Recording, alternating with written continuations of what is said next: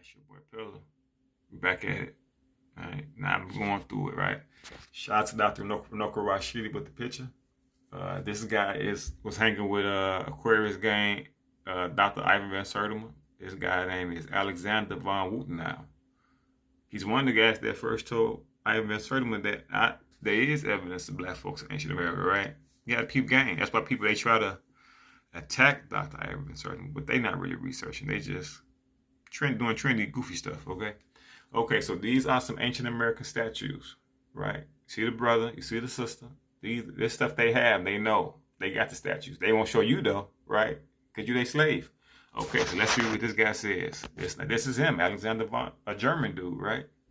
He said it is in the contradiction to the most elementary logic and to all artistic experience that an Indian could depict in a masterly way the head of an African without missing a single racial characteristic, unless he had actually seen such a person.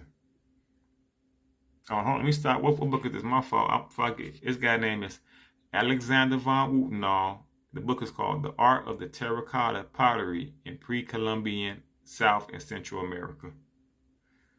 Alexander von Wutenau, The Art of Terracotta Pottery in Pre-Columbian South and Central America. Right? So he said it is in the contradiction to the most elementary logic and to all artistic experience that an Indian could depict in a masterly way the head of an African without missing a single characteristic, unless he had actually seen such a person. The types of people depicted must have lived in America. The African element is well proven by the large Olmec stone monuments as well as the terracotta items, and therefore cannot be excluded from the pre-Columbian histories of the Americas. So as you can see, let's decipher that and just look at the statues of the black folks in America, pre-Columbus America, right? Dude, almost like Shannon Sharpe, don't he?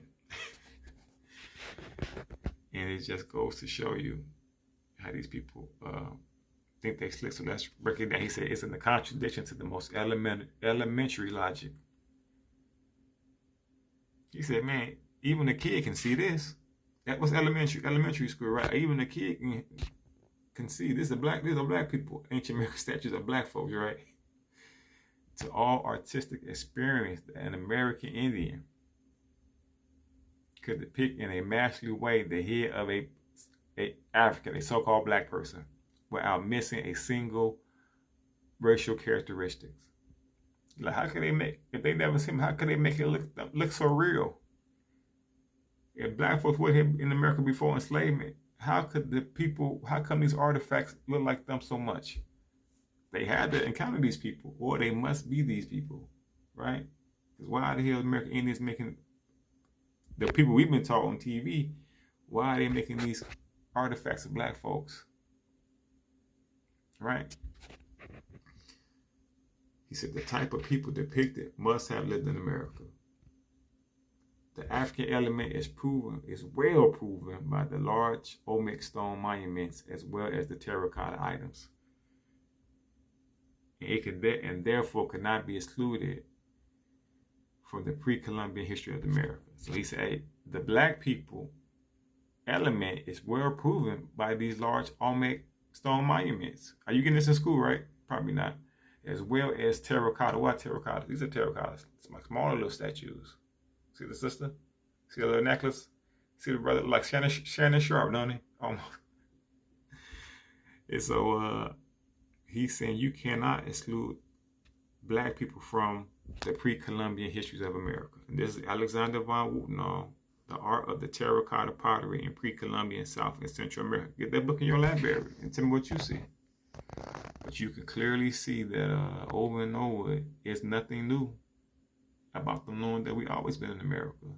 And it was an African slave trade from Africa still. And it was us getting slaved and traded over to Africa and Europe and other places. But that's where you got to study the world if you love your people, right?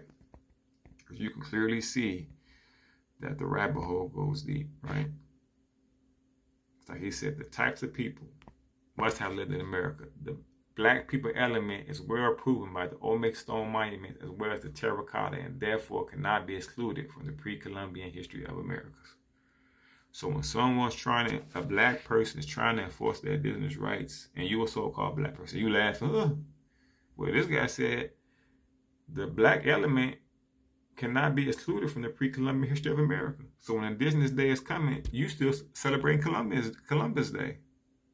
But you claim you conscious and woke because you know about Egypt over there in Africa. And you talking about people still in their history. All this is Egypt. And you really study, right? Because Egypt come out of Ethiopia. And all this is Ethiopia, right?